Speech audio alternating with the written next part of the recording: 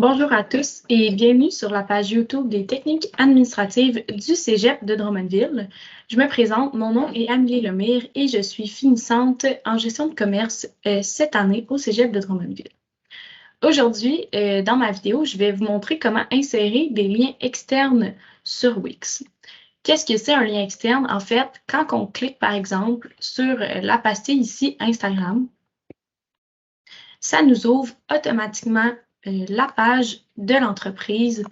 Donc, le lien externe, c'est ça. C'est qu'on a réussi, en cliquant tout simplement sur la pastille, à ouvrir une autre page Internet. Donc, moi, aujourd'hui, c'est ce que je vais vous montrer. Les objectifs de la vidéo sont que vous soyez capable, de façon autonome à la fin de la vidéo, de mettre un lien externe sur vos pastilles de réseaux sociaux et aussi sur des images si vous le désirez. Donc, je vais vous montrer comment on fait pour faire ça. Donc, je vais aller sur l'interface de modification. Première étape, on clique juste ici sur les liens sociaux, et on fait « Configurer liens sociaux ». Ensuite, comme on voit ici, l'icône Facebook n'a rien. Donc, on va premièrement mettre un titre. On va écrire Facebook. Et par la suite, on clique ici sur « Ajouter un lien ». Donc, je vais vous montrer comment on part au complet là, pour mettre le lien. Donc, là, ici, on doit premièrement sélectionner qu'est-ce qu'on vient mettre. Donc, nous, on va venir mettre une adresse Internet. On clique sur ça. Ensuite, on doit venir coller l'adresse ici Internet de notre page Facebook. Donc, on s'en vient sur notre site web, notre page Facebook, pardon.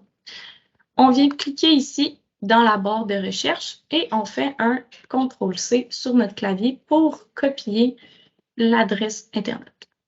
On revient sur notre page Wix, on clique ici et on fait un CTRL-V pour coller notre adresse Internet. Comment on veut l'ouvrir? C'est important de sélectionner « Nouvelle fenêtre ». Pourquoi?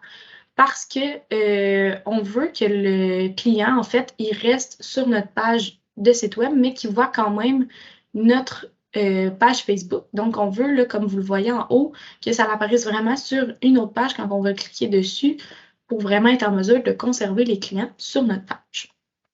Ensuite, ici, on fait « Terminer ». Puis, on voit que là, justement, le lien de notre page Facebook est apparu. Donc, on clique sur « Terminer ». Puis là, si on veut être sûr pour voir si ça a bien fonctionné, on peut faire « Aperçu » ici en haut à droite, qui va nous permettre de voir notre site web comme les clients vont le voir lorsqu'on va le publier.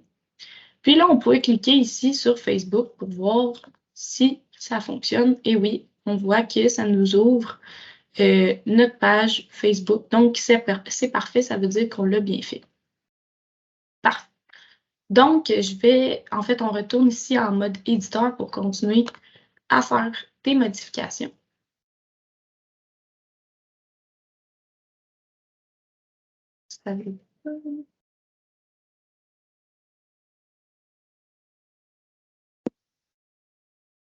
On l'a.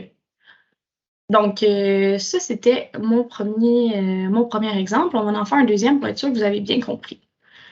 Donc, pour mettre un lien sur une photo ici, on va cliquer sur « Changer les images ». Puis, on va voir ici qu'on a une section qu'on peut mettre un lien. On va cliquer dessus. Encore une fois, on clique sur « Adresse Internet » quand on veut pouvoir mettre un site web. On ferait la même chose ici dans le cas de l'entreprise. C'était un document Forms pour pouvoir prendre des réservations. Donc, on a copié-collé ici le lien du Forms. Et encore une fois, nouvelle fenêtre pour que ça nous ouvre le lien dans une nouvelle fenêtre. Donc, on ferait terminer. Terminer ici. Là, après avoir fait ces modifications-là, il est bien important de sauvegarder pour s'assurer que les clients puissent voir ce qu'on a fait. Donc, on va cliquer sur le bouton « Sauvegarder » qui est juste à côté de l'aperçu, en haut à droite, encore une fois. On clique sur « Sauvegarder », ça nous dit que nos modifications ont bien été enregistrées, parfait. Et maintenant, pour exemple, ce site-là est déjà publié sur Internet, donc on doit faire « Publier maintenant ».